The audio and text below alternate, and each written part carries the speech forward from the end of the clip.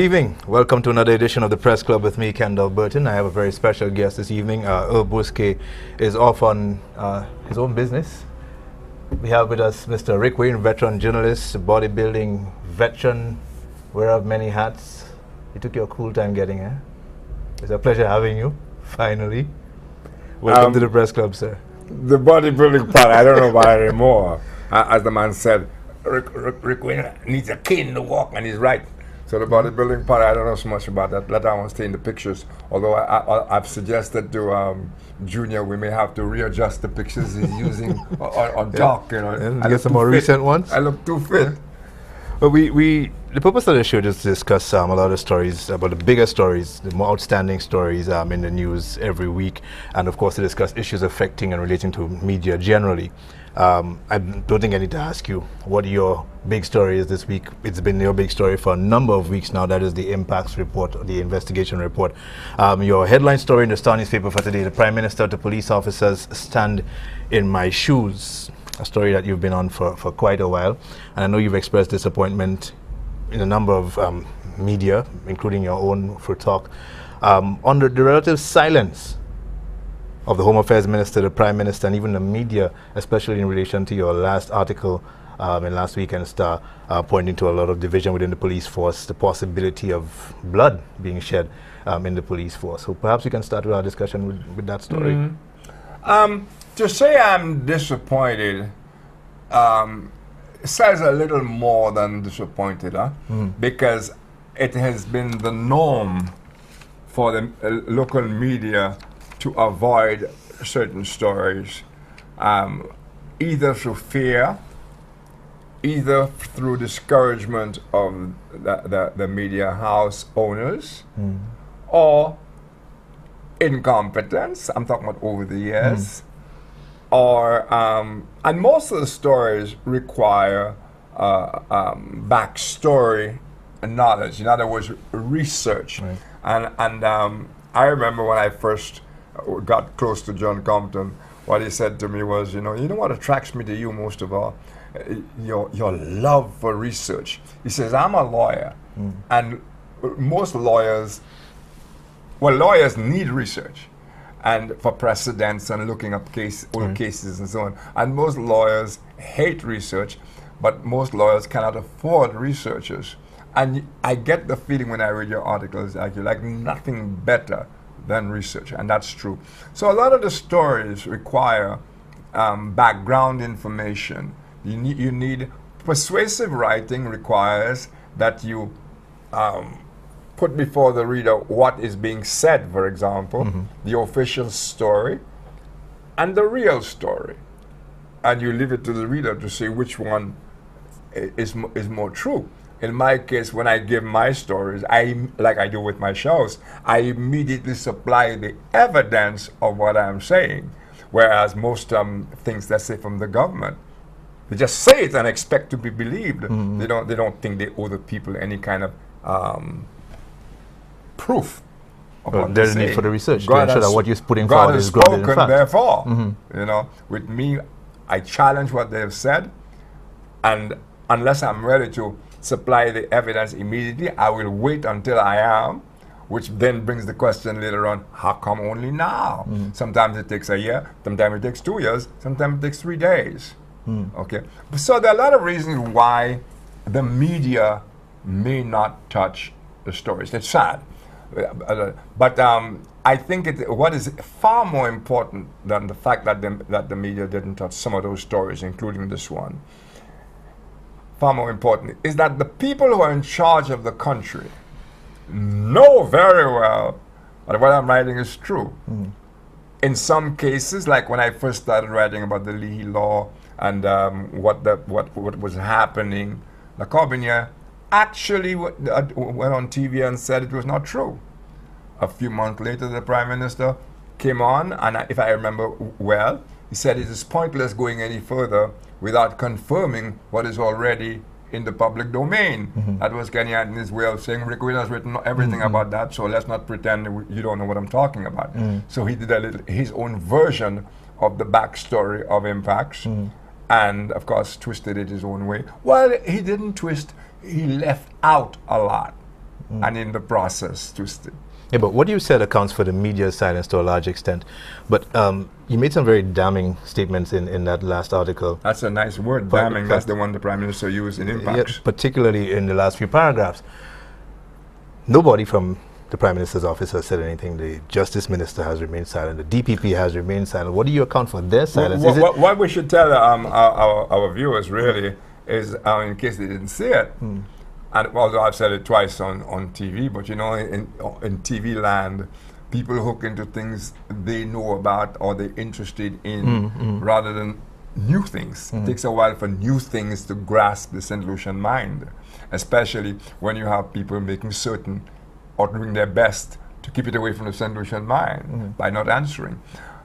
What I wrote about was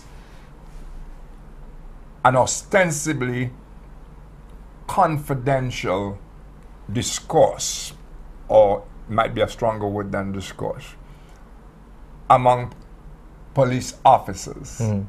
And at the heart of that discourse was that certain people, their lives were at certain officers, their lives were at risk, and that the people who were involved in Operation Restore Confidence were so disturbed that certain people were still spying on them, their own colleagues, for the Prime Minister and for the Justice Minister, that they were likely to do anything. And so he was kind of giving out warnings, but that was supposed to be extremely confidential.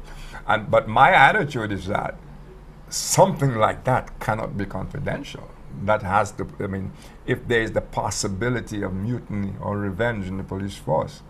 And the Prime Minister himself had, in 2013, said that as a result of undertaking that investigation, we would have police pointing fingers at the colleagues, accusations against each other, and a whole bunch of things that he predicted would happen.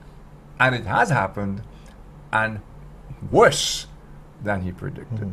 So, getting back, why it is nobody is talking about that, I asked Dr. King that on my show, who's a senator. And Dr. King diplomatically said, maybe the powers that be are trying to figure out how to answer that. That in itself tells you a lot, because the answer is simply, that's not true. Let him prove it. Right. That's not true. Or we are aware of it, we're on top of it, but don't forget, a little while earlier, there had been a declaration on radio and TV that suggested assassination plots, bringing down the government by means other than the ballot box, embarrassing the government out of office. And the Prime Minister responded immediately, including that he knew even before the declaration was made on radio, and that he was going to do something about it. He was going to have the police investigate. So you see the difference between this one and mine. So do you then see the silence as lending credence to the contents of the story? That there is, in fact, a move within the police force to embarrass or unseat the government or the Prime Minister, that there were threats made against the life of the National Security Minister? Well, even in my story, you got the impression from reading where the acting commissioner commissioner is dismissing it. He's very dismissive of it. He called it just stories. Everything is a story. You know, no report has been made to him. That's number one. There's been no request to investigate anything. Okay. We also the commissioner also in my story refers to what we all heard, that the life of the Home Affairs Minister had been threatened. That was in the media. And also that the Commissioner of Police had come on and dismissed it as not true. And yet in the conversation, ostensibly confidential conversation, he refers to it and he says he had to give the Home Affairs Minister 6 police officers to guard him. So if the story about the threat in his life is not true, is it normal to give a Home Affairs Minister 6 policemen doing bodyguard work when police are needed all over the island? The Prime Minister had 2 meetings with the police force this week. One in the north, one in the south, Tuesday and Wednesday, which you touched on in the story. Too little, too late? I guess he has a good question here in the story, in speaking with the police. Put yourselves in my shoes, which is the headline of your article. Well, that is... I want to ask you to put yourself in the Prime Minister's shoes. What would you have done differently? How would you have handled That is a impacts? question that Dr. King also asked me in a different way.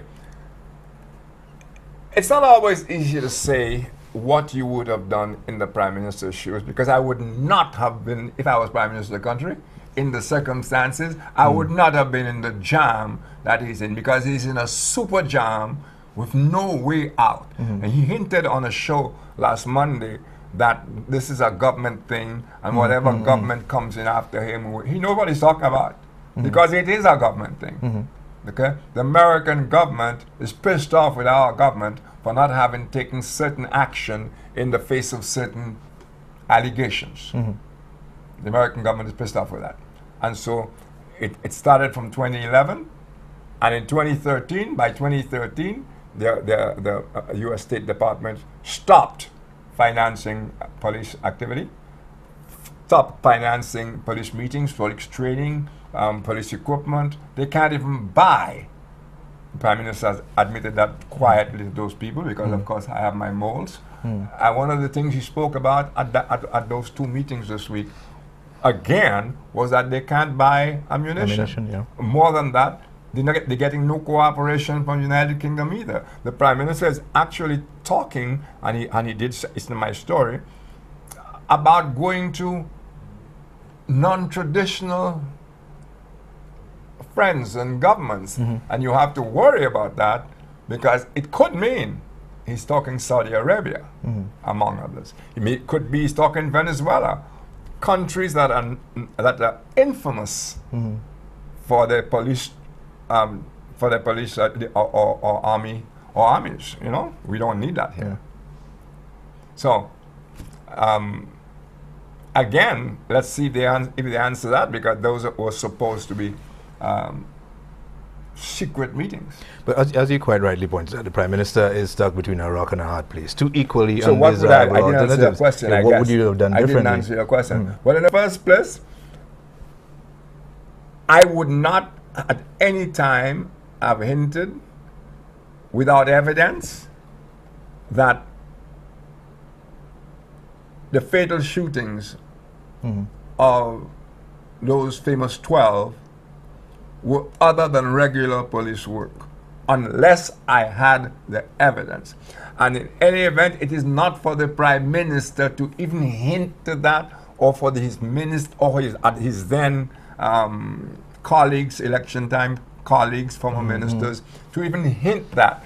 What he could have done, what I would have done effectively, would be to say there are rumors on the ground, and we are looking for the police commissioner or the then Home Affairs Minister to put the people's mind at rest regarding those rumors.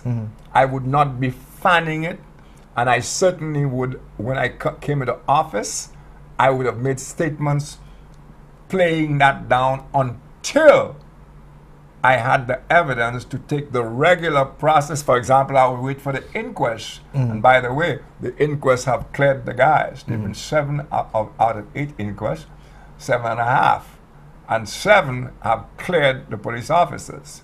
You will also know, Kendall, that not a single police officer, to your knowledge and mine, has been accused directly of you shot so-and-so in so-and-so circumstances.